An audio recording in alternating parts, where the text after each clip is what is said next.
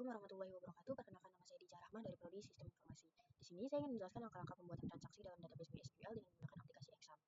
Nah, untuk melakukan proses transaksi, kita akan masuk bagian rutin. Nah, untuk database sendiri, karena pada tugas sebelumnya saya diminta untuk membuat sebuah database, jadi saya akan menggunakan database tersebut saja.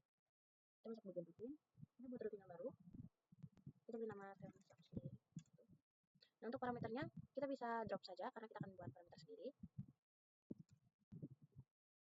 Untuk baris perintahnya sendiri dimulai dengan begin, lalu start. Nah, start transaction ini merupakan perintah yang digunakan untuk memulai transaksi. Nah, semua perintah setelah ini belum akan tersimpan secara permanen sebelum kita melakukan sebuah commit. Jadi kita teruskan saja.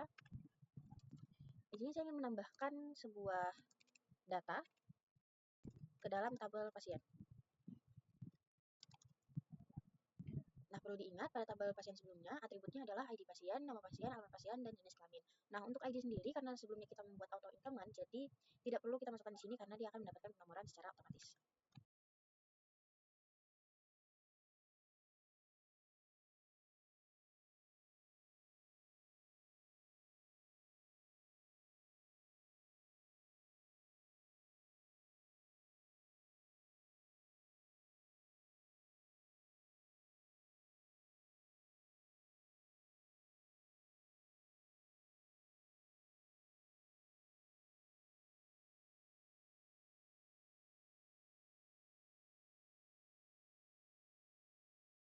Nah, setelah semua baris perintah sudah kita tuliskan, lalu kita akan menuliskan commit.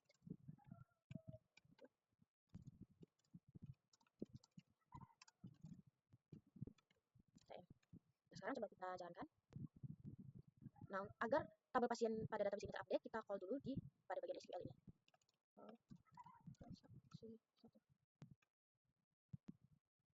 Oke, sudah di call. Sekarang coba kita buka tabel pasiennya. Dan di sini datanya sudah terupdate. Berarti proses commit kita sudah selesai. Perlu diingat bahwa ketika menggunakan transaksi, perubahan data tidak langsung disimpan. Nah, commit sendiri berfungsi untuk mengunci perubahan dalam database. Jadi setelah commit dijalankan, perubahan tidak bisa dibatalkan. Namun, jika kita merasa terjadi kesalahan dalam transaksi, kita bisa membatalkan semuanya dengan menggunakan rollback. Nah, nantinya rollback akan mengembalikan kondisi database ke sebelum transaksi dimulai. Selanjutnya saya akan melakukan proses rollback. Dan create yang baru. Parameter kita drop.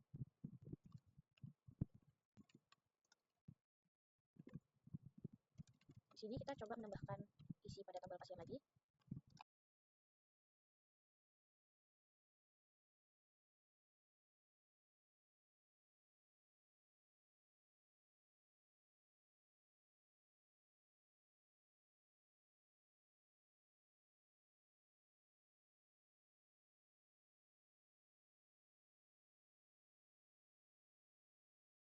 Nah, kita sudah melakukan commit dan ternyata nama pasien, misalkan nama pasien ada yang salah, kita tinggal mengubah atau menambahkan rollback dengan cara update.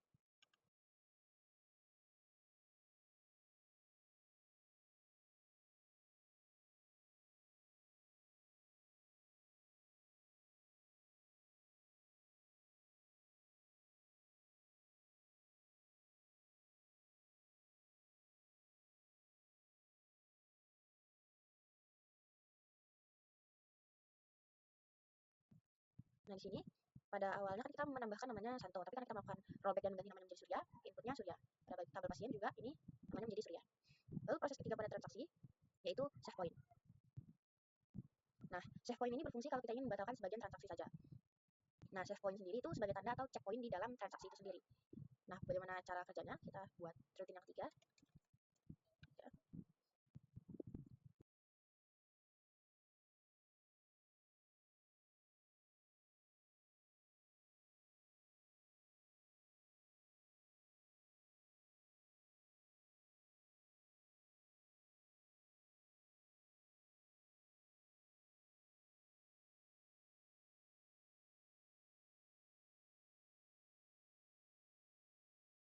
Lalu kita membuat save point di sini. Save pointnya kita beri nama point 1 saja.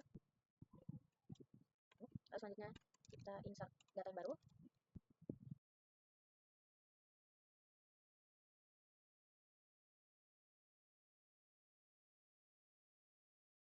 Setelah ini kita buat rollback to save point 1.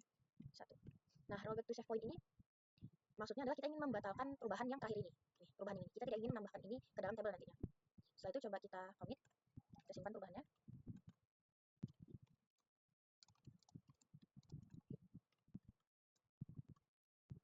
Kita jalankan. Coba kita panggil di sini.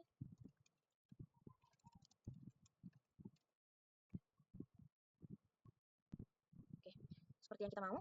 Yang ditambahkan hanya tuti saja. Jadi data yang setelahnya yaitu data rooming tidak jadi kita tambahkan. Lalu langkah terakhir adalah bagian trigger. Nah, sebelum membuat trigger, saya akan membuat dua tabel tambahan terlebih dahulu, yaitu tabel obat dan tabel untuk transaksi obat.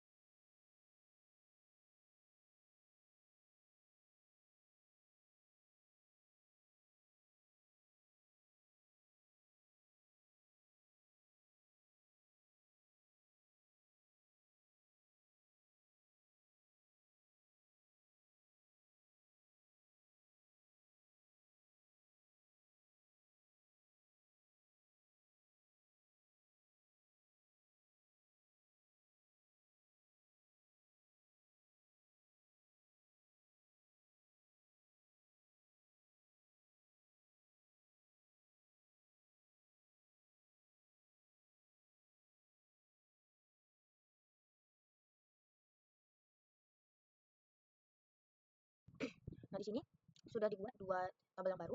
Nantinya desain tabelnya akan seperti ini. Saya rapikan terlebih dahulu.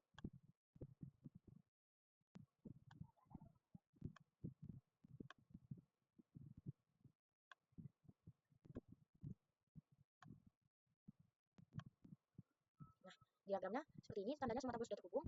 Jadi kita lanjut ke bagian trigger.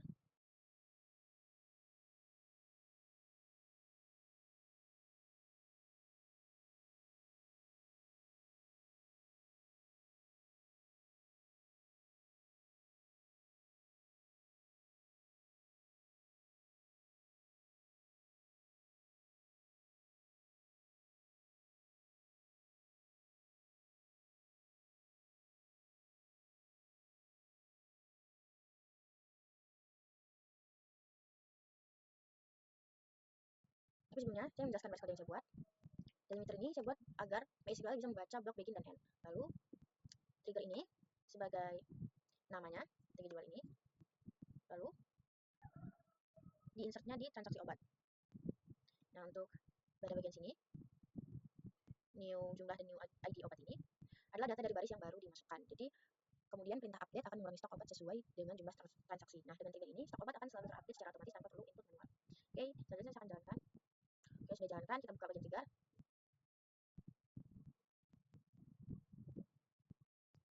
Nah, kita lihat setelah itu kita jalankan. Oke, sudah kita jalankan. Setelah perintah sudah jalankan, kita cek apakah triggernya bekerja atau tidak. Nah, di sini sebelum kita cek, ada baiknya kita tambahkan dulu daftar obat yang kita punya.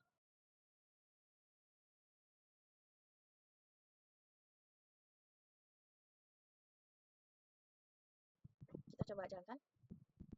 Oke, kita lihat sudah terupdate atau belum. Nah, sudah terupdate tabel obatnya. Nah, di sini kita akan coba untuk obat yang ini, paracetamol. Kita jalankan ini segera. Kita jalankan baris perintah. Si obat. Ini obat.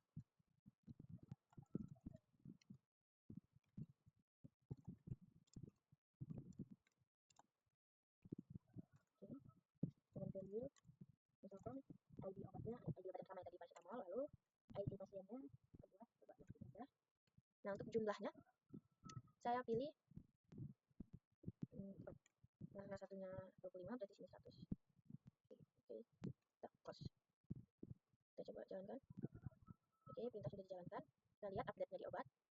Nah, di sini stoknya sudah berkurang. Awalnya 15, sekarang jadi 11. Lalu kita cek di transaksi obat. Nah, di sini transaksi obatnya juga sudah dibuat.